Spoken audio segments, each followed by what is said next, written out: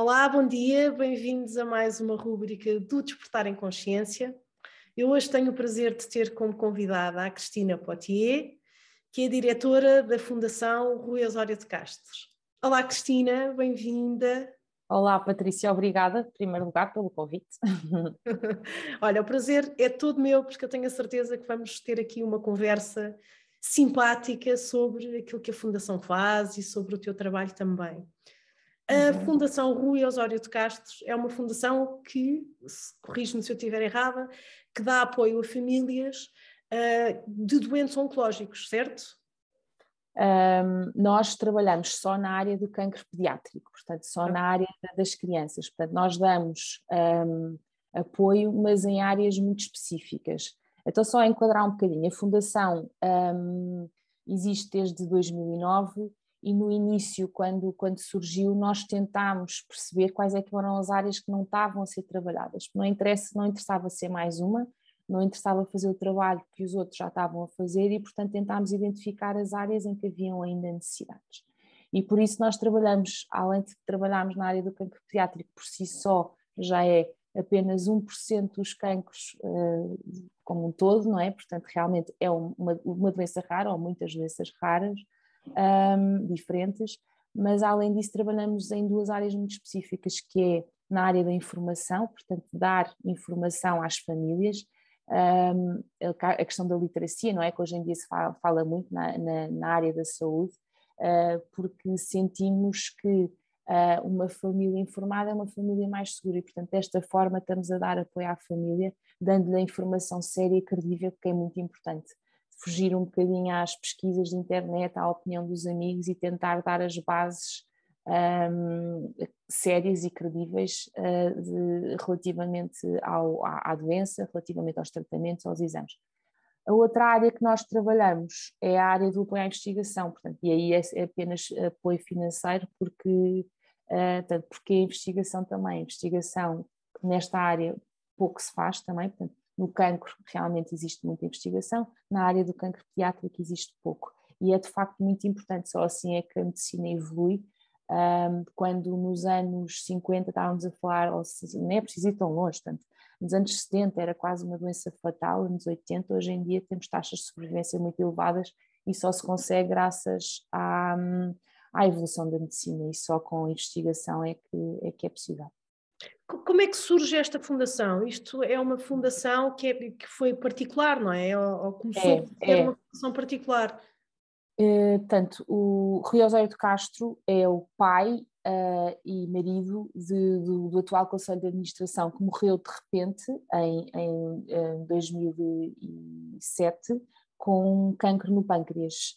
Foi uma morte muito inesperada, portanto, muito, muito repentina, e na altura a família quis criar qualquer coisa que perpetuasse o nome do pai e marido. O que na altura também lá está tentando identificar quais é que podiam ser as áreas que fizessem sentido. Mesmo a própria Carla, que é a nossa presidente, na altura disse que se isto foi tão difícil connosco, o que é que seria se fosse uma criança, e foi por aí que quiseram entrar na área do cancro pediátrico. Muita gente pergunta se Rui Osório de Castro não era uma criança, portanto era um adulto, mas realmente foi uma morte inesperada com um cancro. Mas é por aí. O que é que te fez a ti abraçar este projeto? Porque acho que há sempre assim ou às vezes é por convite ou porque é algo que ressoa no coração, não é? Eu tenho um caminho assim, não sei se é diferente, mas eu acho que hoje em dia vê-se muita gente a tomar assim, decisões de vida mais fora da caixa.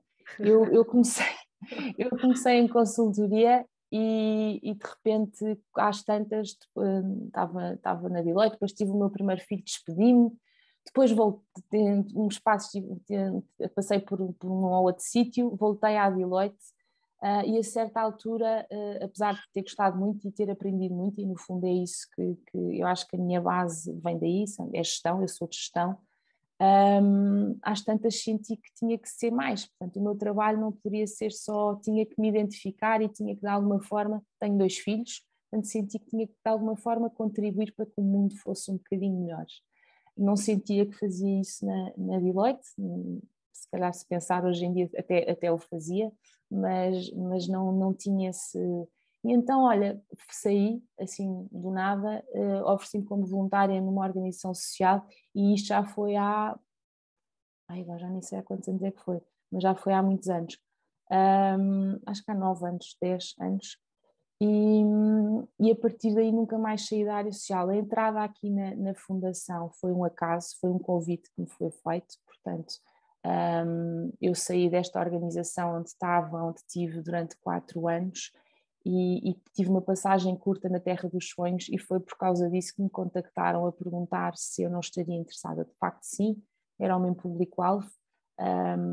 Se de alguma forma eu iria conseguir ajudar a tornar este sofrimento um bocadinho menor, para mim fazia sentido, mas foi isto, foi o tentar ajudar alguém, portanto, e neste caso estas famílias que passam por processos bastante complicados. Pois acredito. Nós há bocadinho estávamos aqui a acertar agulhas e tu estavas-me a dizer que o vosso primeiro contacto com as famílias é normalmente quando se desencadeia a doença e que as pessoas estão um bocadinho perdidas, sem saberem muito bem por onde ir. Esse apoio que vocês dão às famílias é um apoio inicial ou vocês acompanham todo o processo oncológico de uma criança? Pronto, o nosso contacto, portanto, nós na área da informação temos vários formatos, portanto, trabalhamos com de várias maneiras. Temos publicações, livros, nomeadamente um guia que assim aqui em Lisboa que é entregue às famílias, e quando eu digo o primeiro contacto é quando entregamos os nossos produtos, porque quando eu digo os nossos produtos pode ser essas publicações, pode ser o nosso portal, mas como é que nós fazemos esta ligação? Nós somos pequeninos e portanto o contacto, o primeiro conhecimento ou a primeira vez que as famílias ouvem falar da Fundação é através dos próprios profissionais de saúde. No momento em que é dado este diagnóstico e que dos testemunhos que vamos tendo das famílias a maior parte da informação que o médico está a dizer, tudo o que o médico está a dizer quase que é apagado, portanto há ali um blur, quando se ouve o seu filho tem cancro ou tem... dizem que muita da informação apagam e portanto como é que nós tentamos colmatar esta é dando, portanto, obviamente o médico também sabe gerir isto, não é? Portanto não dar toda a informação naquele momento, portanto nós aqui em Lisboa temos um guia que entregamos, portanto é um livro que tem alguma informação básica sobre todo o processo, sobre os tratamentos, sobre os exames, sobre cuidados alimentares, mesmo sobre a própria IPO aqui em Lisboa. O que é que temos também? Temos folhetos sobre os vários tipos de cancro, portanto o médico também entrega um folheto que explica também de uma maneira muito simples o que é aquela doença que a criança está a ser diagnosticada, e por isso no primeiro momento é através destas ferramentas que nós temos nos próprios hospitais. Eu ainda não disse, mas o cancro pediátrico em Portugal é só tratado em 4 hospitais, portanto existem 3 centros de referência e que é, portanto, no IPO de Lisboa, no Hospital Pediátrico de Coimbra, no IPO do Porto e no São João do Porto. Okay. Eu pensava que haveria mais apoio para o cancro pediátrico, ou seja, que se podia tratar em mais sítios. Não, apenas nestes hospitais, portanto não existe opção privada, portanto eu gosto sempre de dizer, porque a maior parte das pessoas não sabem, muitas vezes há perguntas, qual é que é o melhor oncologista pediátrico, a Fundação Champalimau trata, não, apenas estes hospitais. Existe uma razão de ser disto, que é, sendo o cancro pediátrico uma doença rara, e são tantas doenças, quanto mais centralizado, melhor o cuidado é. Pois há aquelas desvantagens de não estar tão perto da família, mas se olharmos para um país como a Holanda, que é mais ou menos na nossa dimensão, tem apenas um hospital que trata o cancro pediátrico no país inteiro. E, portanto, é assim que é visto, que depois há várias teorias, claro, estou a dizer isto, e depois há pessoas que se calhar defendem que isto devia ser mais local, mas de facto em Portugal é assim.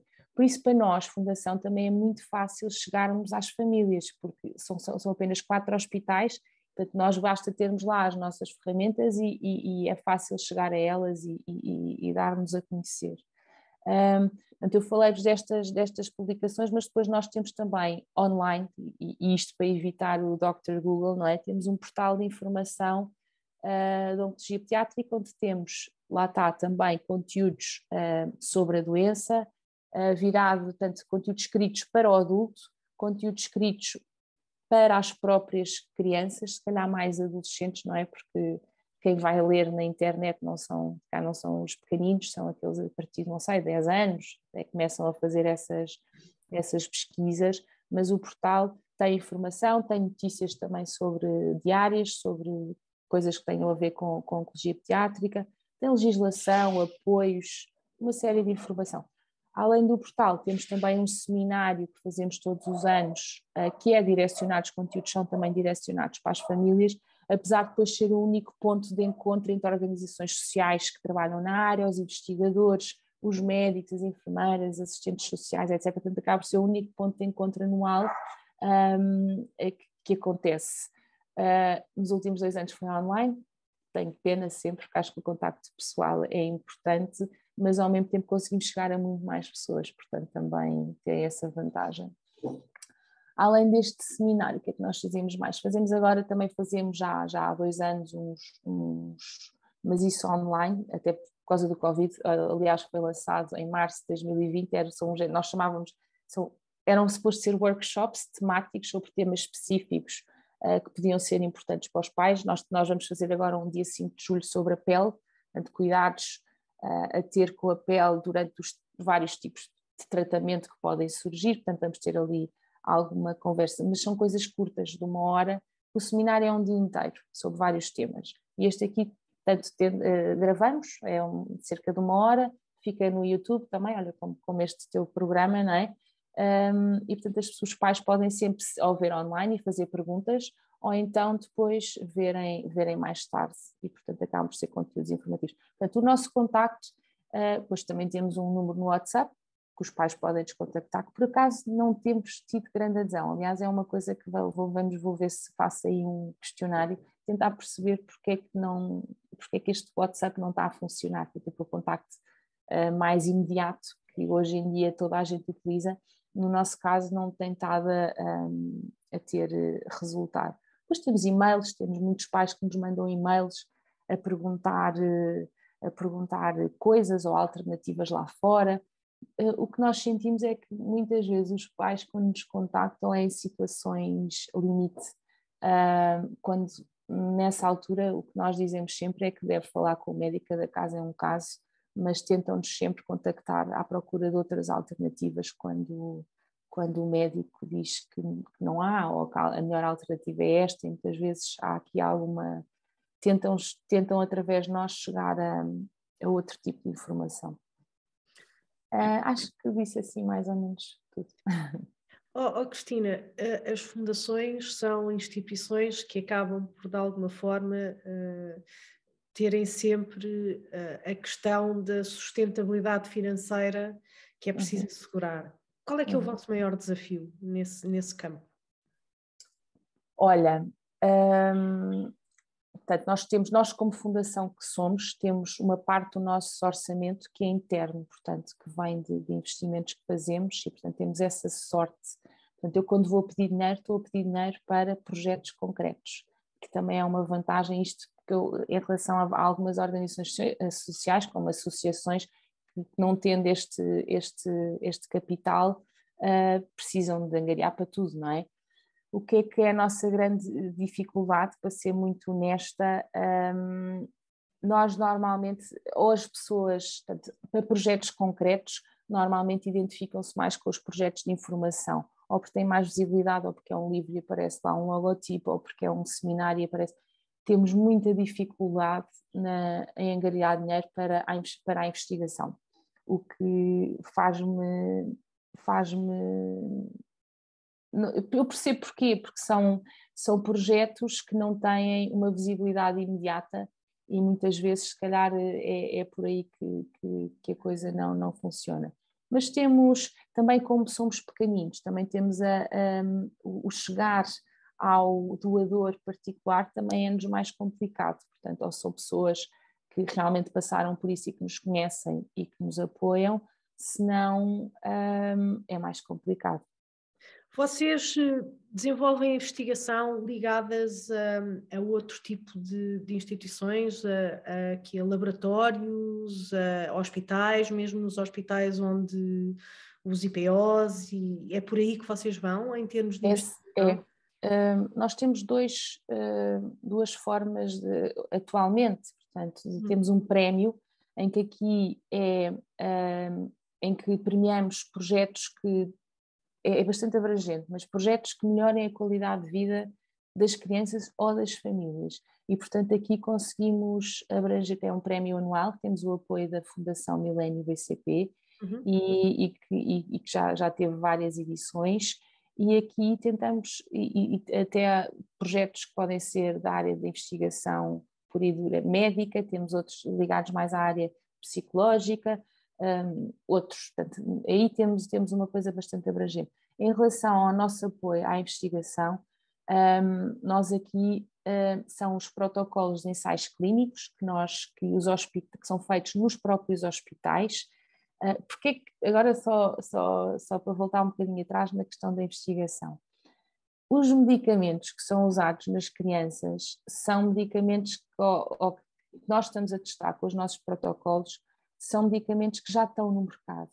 E estando no mercado não existe tanto aquela pressão da farmacêutica para que as coisas aconteçam, e mesmo o apoio financeiro para que isso aconteça.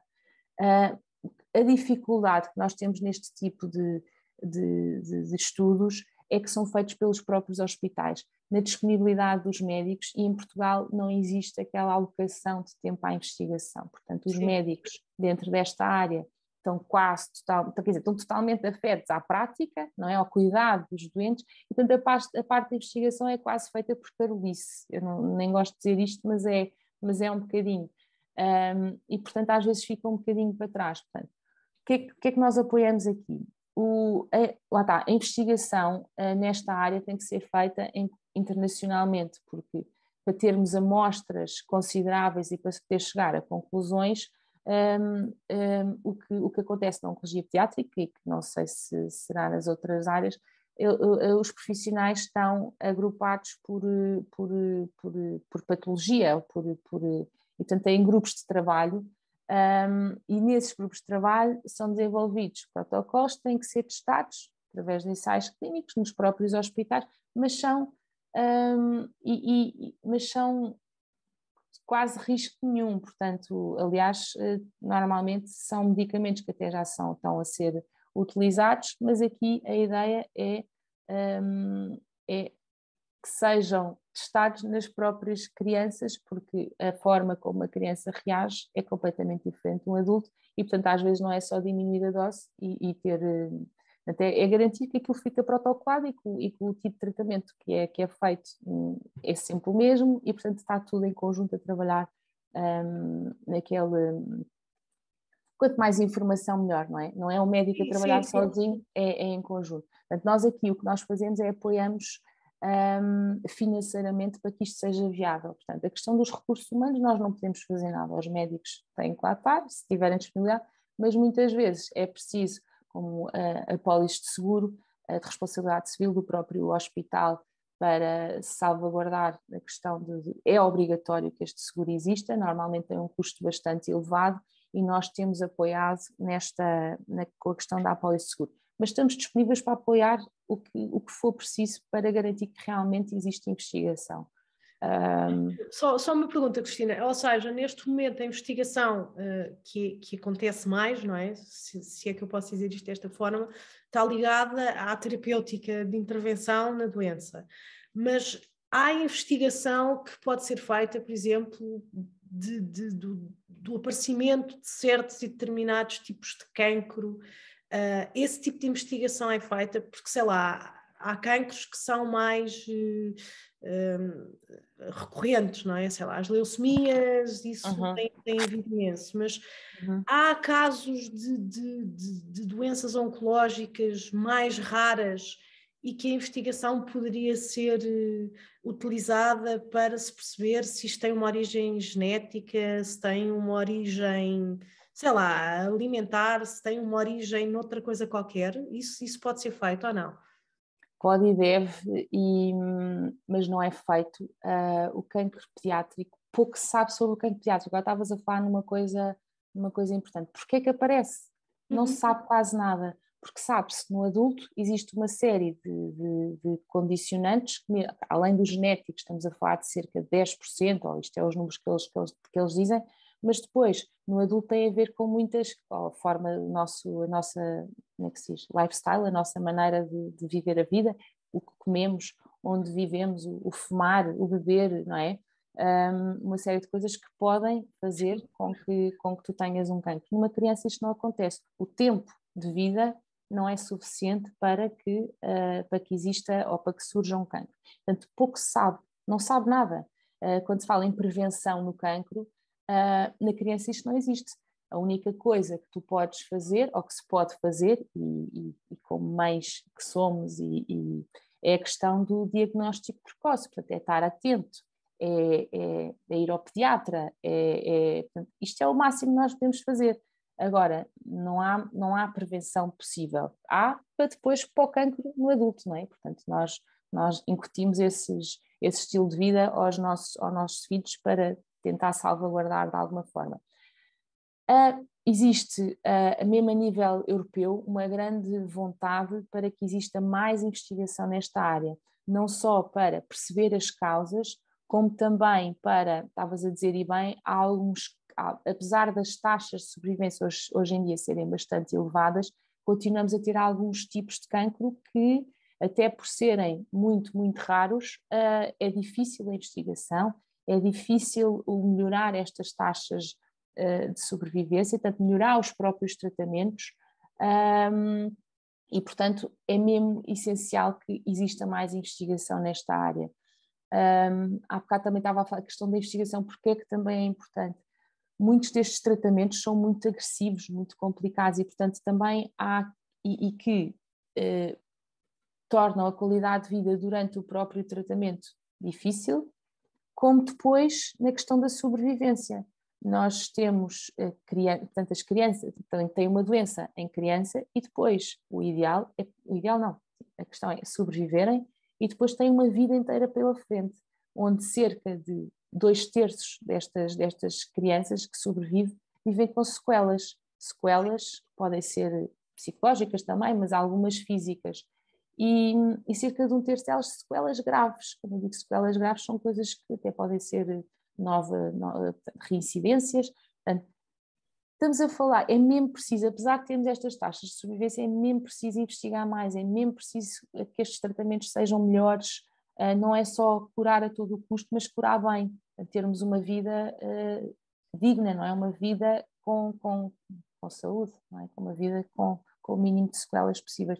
E, portanto, é mesmo fundamental que exista mais investigação. Já existem alguns objetivos definidos a nível europeu, agora, em Portugal ainda não, mas nesta área não existe, mas está a haver um caminho. Eu ainda para a semana tenho uma reunião neste sentido, portanto, tentar, nestas diretrizes que estão a ser dadas através de vários programas a nível europeu, tentar arranjar aqui uma forma de Portugal estar alinhado, porque é mesmo importante este alinhamento. Eu sozinha, a Fundação, não posso definir objetivos para o cancro pediátrico, não é?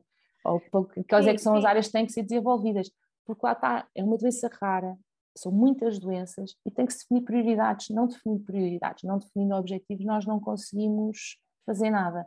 E, portanto, é mesmo importante que exista este alinhamento. E, portanto, eu estou a sentir que começa a haver aqui alguma vontade de alinhar e, portanto, vamos ver, os próximos meses vão ser importantes. Tu disseste aí uma coisa que eu considero que é importante que as pessoas também tenham consciência. Uma coisa são números estatísticos daquilo que aparece, que é, ok, a taxa de sobrevivência daquilo que tu me estavas a dizer há pouco é acima dos 80%, não é? Sim. Mas aquilo que é preciso perceber é, desses 80%, tu disseste agora, 2/3 ficam com sequelas e alguns com sequelas bastante graves. Por isso, sim, aqui as taxas de sobrevivência acabam por ser, quanto a mim, analisando a frio e de fora, estatísticas, números. Mas aquilo que interessa perceber realmente é, desses 80%, quantos é que vão ter realmente uma vida daí para a frente minimamente saudável, para não ter reincidências e outras coisas mais. Porque tu disseste bem, os tratamentos oncológicos normalmente são extremamente agressivos, e se num adulto já faz os estragos que faz, então numa criança mais estragos acaba por fazer. Apesar das crianças serem muito mais fortes, por isso é que também se... Uma coisa que nós há bocadinho também estávamos a falar e que eu acho que já há muitas pessoas que tentam fazer isso é, paralelamente aos tratamentos oncológicos, utilizar as chamadas terapias complementares para ajudar neste equilíbrio do próprio corpo, sei lá, a homeopatia, a acupuntura, a minha área menos, que é a osteopatia menos, mas a medicina tradicional chinesa, a naturopatia. Qual é que é a dificuldade de se falar disto no meio médico, mesmo sendo uma coisa que é feita em paralelo e não em exclusivo? É difícil introduzir este tema para ser uma coisa que possa também começar a ser mais utilizada pelas famílias e pelas crianças? Eu acho que existe um tabu ainda em Portugal, e não é só em Portugal, em outros países, nomeadamente Estados Unidos também. O que é que está a acontecer? Só voltar então aqui a Portugal. Portugal, há algum tabu, tanto do lado das famílias como do lado dos próprios hospitais. E o que é que acontece? Os médicos muitas vezes, como não têm informação, muitas vezes os médicos dizem eu não tenho base científica para lhe poder dizer que isso faz bem ou que faz mal. E andamos um bocado assim. O que eu começo a ver a nível internacional, e já vi em Inglaterra e já vi nos Estados Unidos, começam a haver alguns estudos e alguma informação de base. Eu acho que isto ajuda depois os médicos a sentirem maior credibilidade. O que é que acontece também? É que as famílias muitas vezes recorrem a esse tipo de terapias e que eu gosto de chamar complementares, porque nestes casos não podem ser vistas sozinhas. Recorrem a esse tipo de terapia, não falando com os médicos. Isto às vezes pode ter implicações graves, nomeadamente. Agora estava-me a lembrar já não sei se eram mesmo alimentação, alguma alimentação específica que as famílias vão um médico, não sei, alguém, e que recomenda que coma qualquer coisa, ou que tome uma erva, não sei qual. Esta informação convém ser partilhada com os médicos. E pelo tabu que existe, por isso é que eu acho que é importante falar-se, é importante dizer, é importante explicar as vantagens de uma coisa e de outra. Porque esta coisa de fazer um tabu às vezes pode ter implicações com o tratamento e que poderia não ter. E é isso que é o que eu defendo sempre. E muitos médicos também dizem, se o ajuda, se lhe faz bem, faça. Não é? Como os reikis, como estavas a falar há bocado da acupuntura, tudo o que possa ajudar à qualidade de vida, a melhorar a qualidade de vida destes miúdos, ou mesmo das famílias, dos pais, não é? Que estão num stress brutal. Tudo o que possa ajudar, ótimo, mas convém é falarem com o médico e dizerem o que é que estão a fazer. Mas podem ter... Mas nós aqui também queremos também ajudar aqui a tentar desmistificar aqui algumas coisas, que acho que é mesmo importante esta transparência, esta conversa entre as várias partes para garantir que tudo funciona. É que tu sabes que aqui é uma coisa, eu debato-me com isto já há muitos anos, é que é mesmo esta complementaridade. É. Porque é óbvio que o Ministério da Saúde chamou estas terapias terapia terapêutica não convencional. Bullshit, que é o que eu costumo dizer, porque se todos trabalhassem em conjunto e, como tu estás a dizer, para o bem-estar geral, e sobretudo fazer uma coisa que não se faz em Portugal, que é a prevenção, que é as pessoas promoverem a saúde. Não, promove-se a doença. A pessoa está doente, promove-se o medicamento. Não sei o que, dá-me a cabeça, vou tomar um Benuron, vou tomar um Nolotil. E as pessoas vivem nisto. Enquanto que se todos trabalhassem em conjunto para promover realmente hábitos saudáveis, para as pessoas terem um estilo de vida que estávamos a falar há pouco, saudável também, haveria muitas doenças que também se preveniam. E por isso eu acho bem que tu também vejas isto como complementaridade e não uma coisa em alternativa a, não é? Sim. Eu acho E que é importante ter esta consciência também. E estes tabus precisam de ser desmistificados, precisam de cair, porque muitas vezes o próprio bem-estar psicológico da criança e da família faz toda a diferença. Teres uma mesmo. família completamente deprimida, em que não vê uma luz ao fundo do túnel, ou uma família super positiva a dizer nós vamos conseguir ultrapassar isto, faz uma diferença imensa no próprio Mas estado da aí, criança. mas aí também temos um problema, não é? Que é o déficit de equipas de psicologia nesta área e em todas, não é? Portanto, e realmente não faz sentido nos dias que correm, não é? Tudo o que se fala, a importância da saúde mental, até para evitar, olha, custos mesmo para o próprio Sistema Nacional de Saúde e prevenção de doenças, não é? E mesmo de baixas e portanto, a questão das consultas de psicologia, que é suposto serem de acesso a todos, também não são, não é? Sabemos que é quase... Mas sim, tudo o que ajudar para o bem-estar da família e da própria criança, acho que deve contribuir. A questão da investigação nesta área, estás também é importante, e tu que trabalhas nesta área, acho que é importante que se comecem a organizar também para que haja informação, para que haja dados. Há hospitais nos Estados Unidos, dentro desta área, que já têm departamentos só virados para as terapias complementares, então ali uma série de respostas. E portanto, com a aromaterapia, com a acupuntura, como estavas a falar, A homeopatia, a a naturopatia, homeopatia, o sim, próprio Reiki, não é? sim, o Reiki, sim. Portanto, há hospitais já com estas respostas também para as famílias e cá é o caminho. É o Eu vejo caminho, isto não, como sem um dúvida. caminho, não acho que não. Agora é importante que deixe de haver tabus, que as pessoas falem umas com, quando eu digo as pessoas, é as várias partes que falem umas com as outras e que não se faça disto assim, um bicho de sete cabeças, porque não é tudo bom. Nós há bocadinho também estávamos a falar dos cuidados paliativos, que é outra área que deveria haver muito mais equipas de cuidados paliativos, deveria haver equipas de cuidados paliativos associadas aos hospitais, e que tu estavas a dizer, e bem, e eu agora já entendo um bocadinho mais disto, porque também estou a fazer uma formação dentro da área, que as pessoas veem os cuidados paliativos muito ligados ao final de vida, mas não, os cuidados paliativos ajudam realmente a melhorar a vida das pessoas que até estão a ter tratamentos agressivos, no melhoramento de sintomas. Vocês conseguem integrar os cuidados paliativos? Vocês têm equipas a trabalhar convosco? Falam sobre isso às famílias ou não?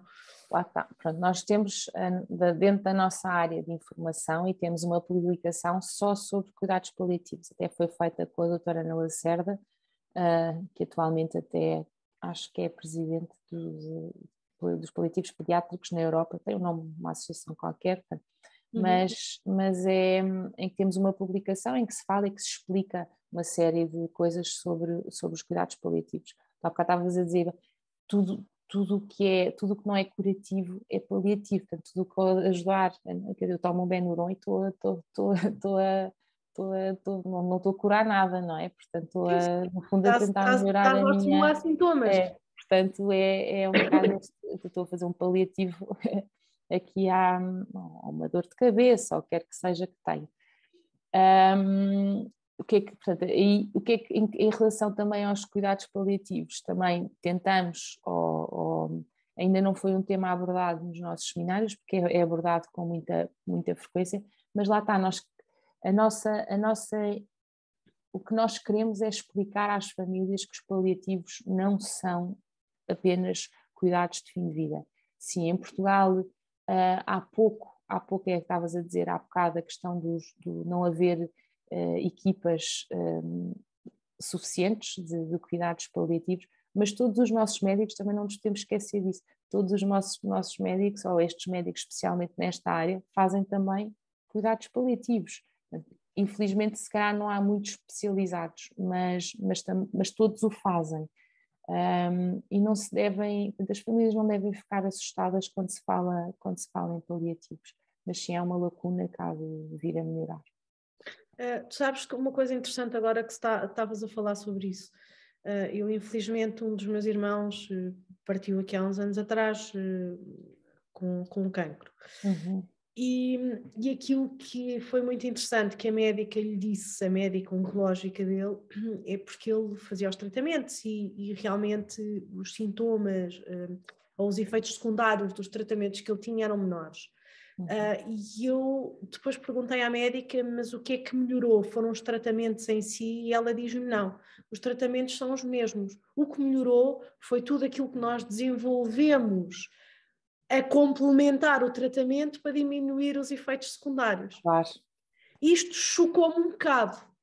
Porquê? Por um lado, ainda bem que os efeitos secundários são menores, mas foi pelo facto de eu ter percebido que não é o tratamento em si que evoluiu, mas tudo aquilo que eles põem ao lado, não é? Que ela dizia, tudo aquilo que se mete a complementar isto, que faz com que os efeitos secundários diminuam. Pois. E eu perguntei-me na altura, depois também não desenvolvi mais, realmente o que é que também está a ser feito em termos dos tratamentos oncológicos, porque o que é que não resulta nisso, estás a ver?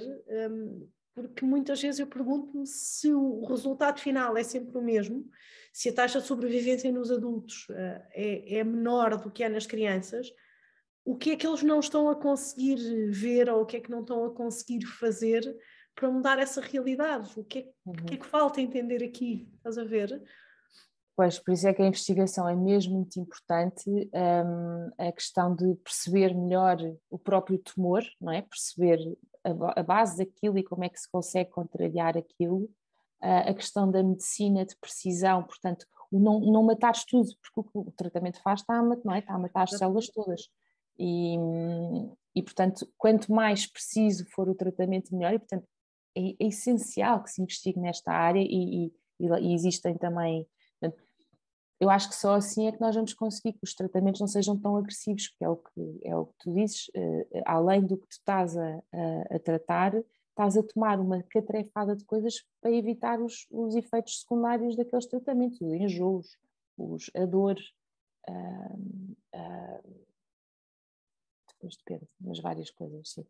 Sim, isto acaba por ser curioso, porque sei que a Fundação Champalimau faz um bom trabalho em termos de investigação, mas depois há tanto ainda por descobrir, e realmente é uma pena aquilo que tu estás a dizer, que se perca, não vou dizer perder tempo, não é uma perda de tempo, que não se invista mais tempo na investigação de doenças oncológicas pediátricas, por exemplo, porque, se tu dizes e bem, as taxas de sucesso são altas e realmente que acaba por ser uma doença rara, mas que cada vez há mais.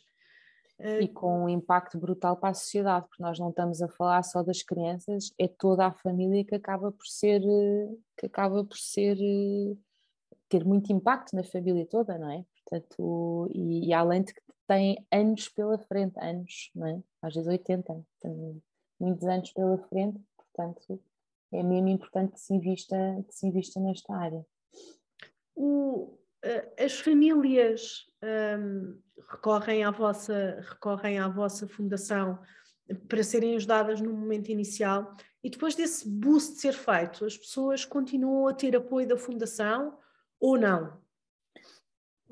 Pronto, lá está, estes seminários que nós organizamos, nós acabamos por ter pais, muitas vezes ou durante o processo ou que já terminaram o processo, depois sentem ali alguma ligação, às vezes até para dar um testemunho, portanto acabam por também estar presentes.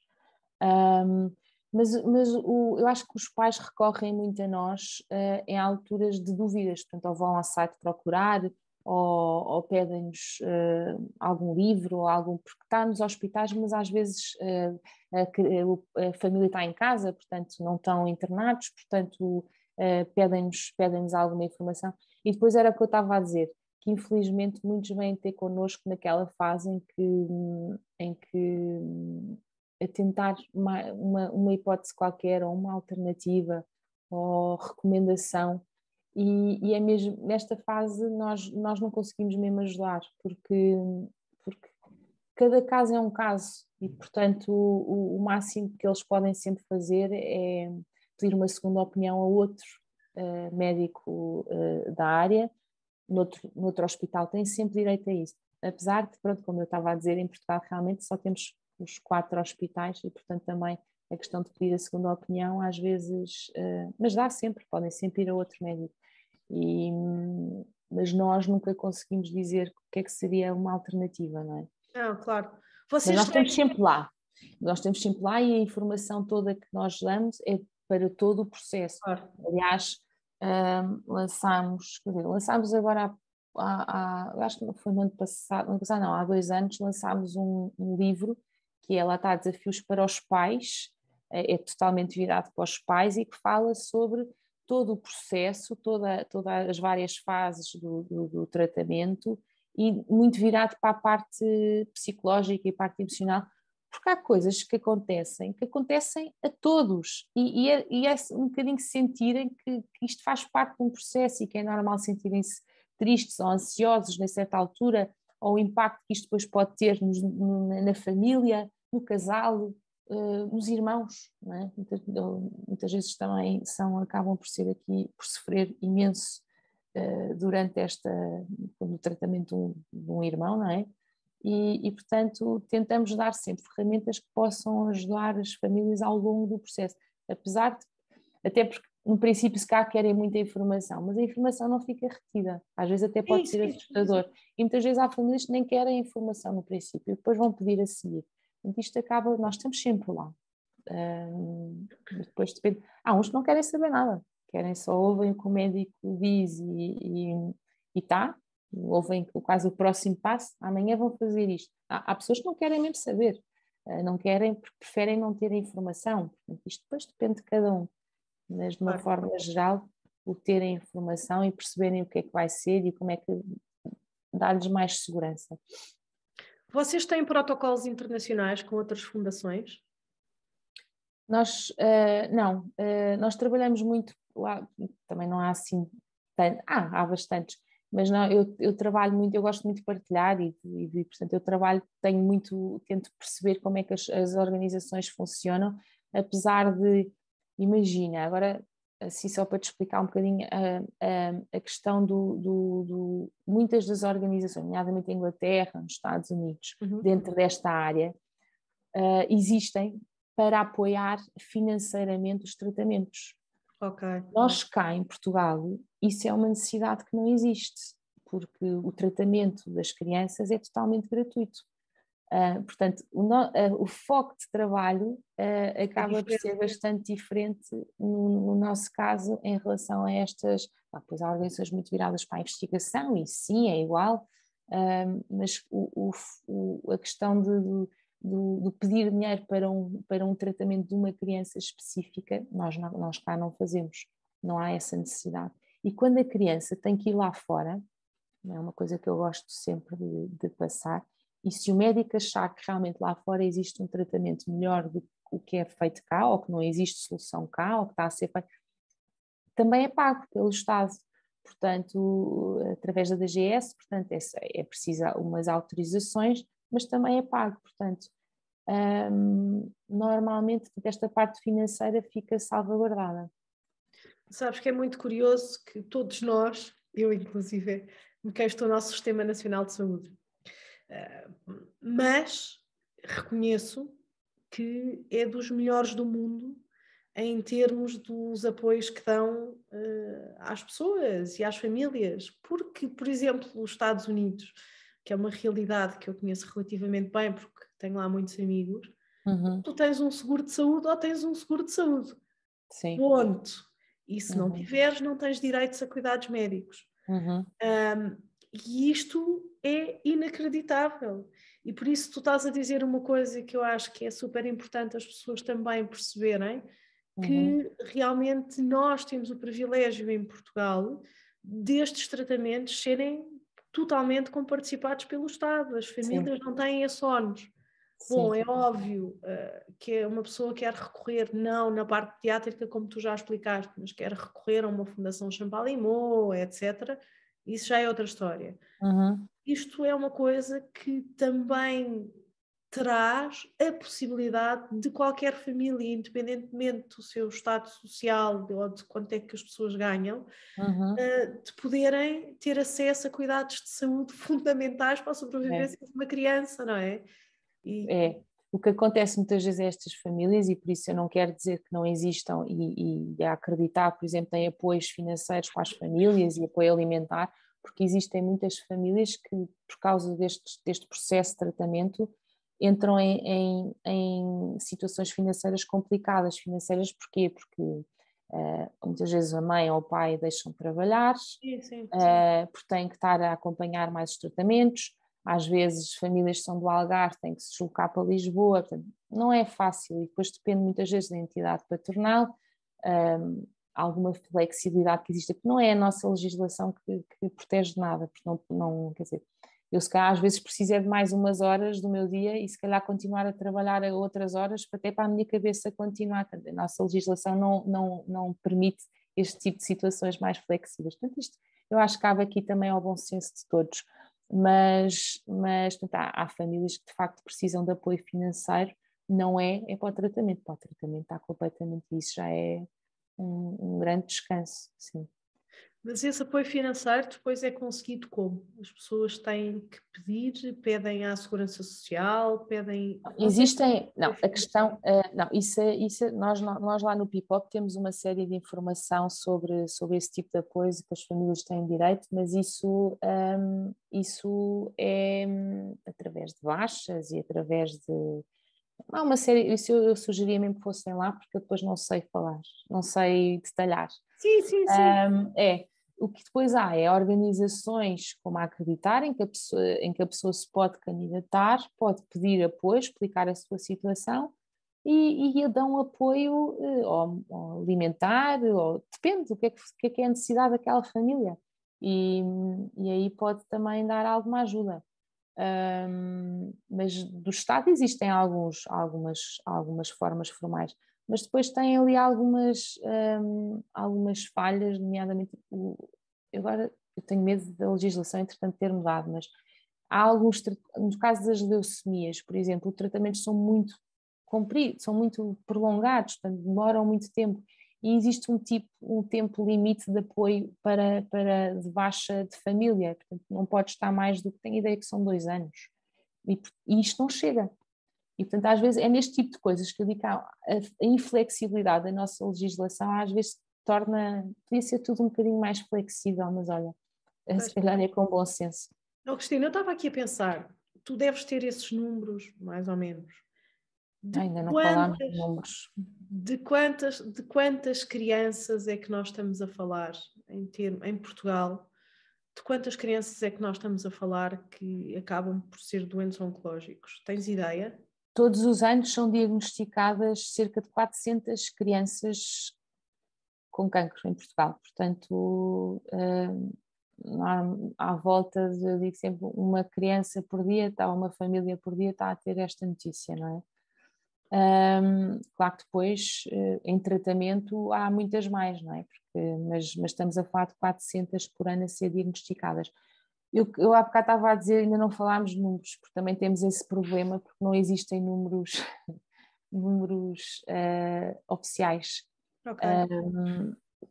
O Registro Nacional de Oncologia Pediátrica é obrigatório já há uns anos, mas continuamos sem números. Os últimos números que eu tenho são de 2015.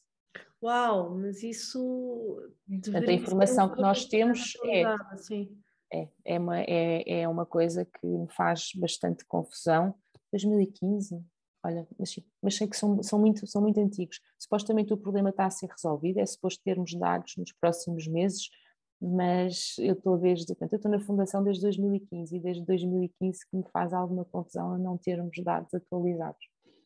Não, sim, houve, até porque Como é que realmente. se melhora se não sabes o teu estado atual, não é? Como é que Pois, se... é isso. Por isso é que eu dizia que, muito embora as crianças não devam ser vistas como números única e exclusivamente, não é? Estávamos a falar Uhum, de taxas de sobrevivência, não sei o quê. uhum, Por outro lado, o reverso da medalha é que todos estes dados estatísticos são importantes para se perceber o que é que existe, que impacto é que uhum. tem, quantas Sim, crianças estão a fazer tratamentos. Isso estás a dizer, cerca de 400 crianças por ano é imenso. Quer é. dizer, são números que são devastadores, Uhum, e que acaba por, realmente é o que tu dizes, por dia há uma família a ser confrontada com uma notícia destas, uhum. e que é muito complicado de gerir, em termos emocionais, em termos familiares e em termos sociais Claro, também, não é? é.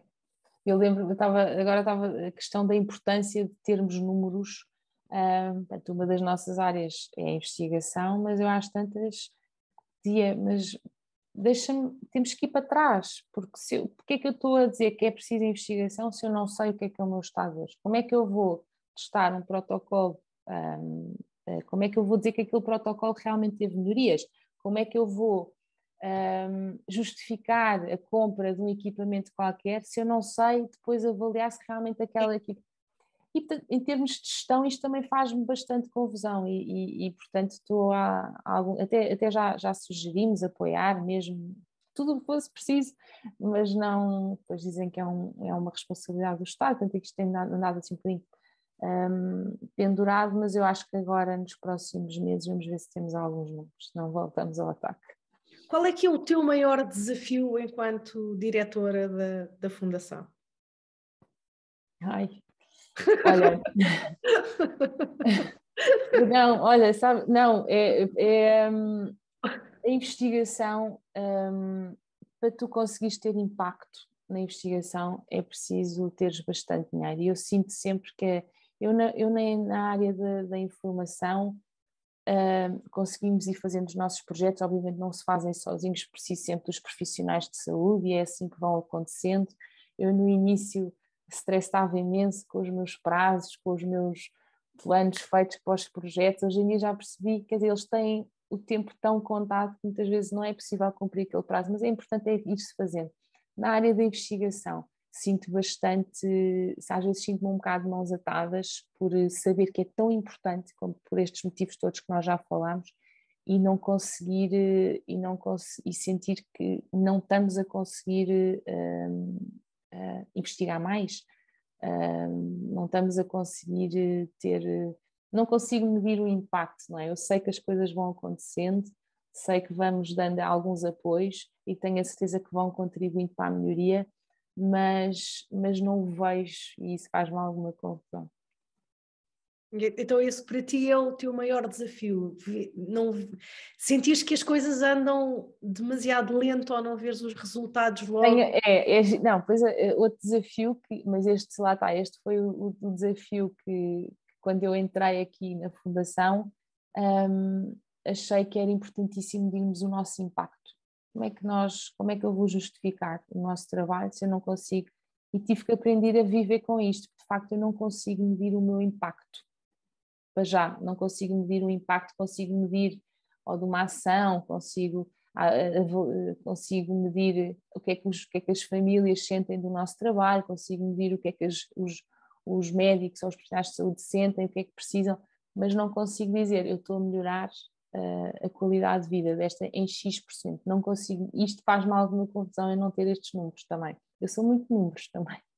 Apesar de Sim, estás a dizer sim. há bocado que sim, crianças não são números, mas eu acho que com números é que nós conseguimos, uma mãe ou um pai, no princípio, também quer saber, então, mas qual é que é a taxa, querem saber números, por mais que Sim, nós sim, achemos que claro. não, querem saber números.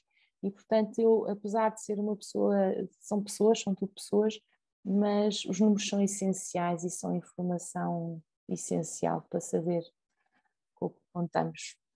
Sim, mas atenção, o que eu estava a dizer é que as crianças não deveriam ser únicas e Ah, exclusivamente sim, vistas como claro, números, claro, claro, claro, mas os claro, números claro. são importantíssimos, porque se tu É, não tiveres estes dados que acabam por corroborar o trabalho que é feito, Claro. Ou até explicar que, olha, tentámos ir por este caminho com, sei lá, vou tirar um número, com 1000 amostras, com 1000 tratamentos, não deu, então vamos experimentar este caminho, olha, aqui já dá. Sim. Sem números tu não consegues perceber Claro, para onde ir também, eu acho que claro. isso é importante. Uhum. Qual é que é a tua maior recompensa neste trabalho? O que é que te faz vibrar o coração e sorrir a alma? Então, olha, obrigada. O obrigado, eu quando recebo obrigado, vou-te dizer, é mesmo, eu não te sei dizer mais, eu se calhar preciso, se calhar há pessoas de vários tipos, não é? Mas quando eu recebo um obrigada, sinto que, olha, valeu a pena. Porque há dias, às vezes, bastante complicados aqui, não é? O sentir que uma família me agradece o nosso trabalho, sentir que um médico pede encarecidamente para não sairmos da área em que estamos a trabalhar, quando há algum, ou estamos a fazer algum projeto e que eles pedem encarecidamente para não sairmos. Portanto, eu digo sempre, é o obrigada, portanto, não sei explicar melhor, mas é mesmo isto, é o que me faz, é o que me faz trabalhar todos os dias. Já alguma vez sentiste que era para deitar a toalha ao chão, como se costuma dizer, e desistir do projeto porque as dificuldades são tantas que não vinhas nenhum caminho, ou isso nunca te aconteceu? E neste Acontece, projeto não vou dizer que não. Acontece várias vezes porque é uma área desafiante, porque eu não consigo, e isto sinto-me totalmente impotente, e há bocado podia ter dito que é o meu grande desafio, mas isso é pessoal, portanto eu não sei se não é da fundação propriamente dita, é pessoal, é um desafio pessoal, que é eu não ser capaz de tirar a dor àquelas famílias e àquelas crianças, mais às famílias até, porque as crianças normalmente são muito mais fortes. E isso angustia-me imenso, muitas vezes. Portanto, eu já estou impressionada e eu acho que este é o meu grande desafio neste trabalho. E, portanto, eu tenho alturas em que consigo gerir isto melhor e há alturas que eu consigo gerir isto pior. Portanto, eu com o meu trabalho, às vezes sinto que não... Quer dizer, às vezes sinto, não, eu sei que não consigo tirar aquela angústia, não consigo tirar aquele sofrimento. E isso, a mim, faz muita confusão. Eu não conseguir tirar a dor a alguém. Sim, mas de alguma forma também é de ressalvar e de salutar que todo o trabalho que tu desenvolves e que a tua equipa desenvolve permite que pelo menos haja um maior bem-estar ou permite dar um apoio que se calhar de outra forma essas famílias não teriam, não é? Sim, sim, é isso, depois acaba por me dar força, o tal obrigado, depois essas famílias acabam por nos dar, mas que eu sinto mesmo impotência, mas isso é com qualquer pessoa, então no meu trabalho ainda mais, não consigo ver pessoas a sofrer e não conseguir resolver, e não consigo, de facto, tento ajudar um bocadinho, pronto. Porque vocês realmente também estão um bocadinho na linha da frente de saber uma série de histórias e de situações que a mim, por exemplo, que não estou dentro do assunto, me passa completamente ao lado.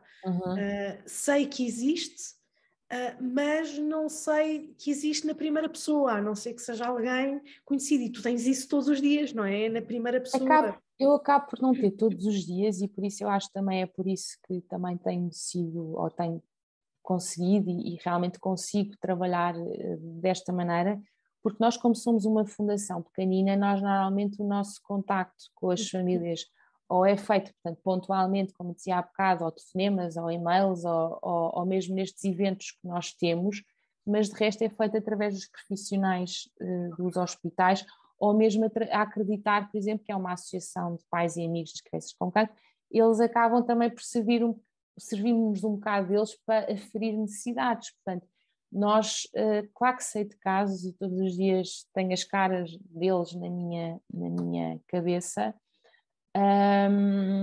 mas eu acabo também por não ter o contacto todos os dias com as famílias. Como é que as pessoas podem ajudar a Fundação? Portanto, há várias formas de ajudar a Fundação. Eu caso tinha aqui uma, só para não me esquecer, nós temos uma mascote, portanto, já podem ir ao nosso site, ao froc.pt, Temos lá uma loja onde temos uma série de coisas que estão à venda, nomeadamente a nossa mascote, que é o Chi Coração, que no fundo simboliza ali um bocado os nossos valores, o aconchego, o abraço, tanto para a própria criança como para as próprias famílias. Outra forma, também no nosso site tem lá a explicar que podem ser nossos amigos, o amigo do Chi. O que é um amigo do Chi em relação ao doador? Não, é um doador regular, portanto, todos os meses, a partir de 5 € pode dar um contributo aqui para o nosso trabalho. Também existe uma modalidade para as empresas, mas o amigo do Chi é um doador regular, que só no fundo, com os donativos regulares é que nós conseguimos também, de alguma forma, organizar e tentar perceber um bocadinho aqui os projetos é que podemos avançar. Mas, obviamente, há projetos concretos que nós podemos apresentar e se as pessoas quiserem financiar aquele projeto concreto, ou uma brochura, ou um livro, ou o que quer que seja, portanto, também podemos... O voluntariado, que atualmente, tanto com a pandemia, acabámos por não ter tanta coisa presencial, mas normalmente são através de eventos presenciais que precisamos de apoio, algum apoio logístico ou uma série de outras coisas. Pronto, basicamente é isto. O donativo é importante. O IRS, que eu não falei, mas o IRS já está acabado daqui a uma semana. O IRS é uma fonte mesmo importante de rendimento para as organizações sociais e que de facto não custa nada às pessoas, porque no fundo em vez de dar ao Estado aquela percentagem, está a dar a uma organização social à sua escolha. Então, façam para qualquer uma, mas também fazendo para a nossa é importante porque de facto tem um peso grande no rendimento aqui das organizações sociais. E ainda há muita gente que não o faz.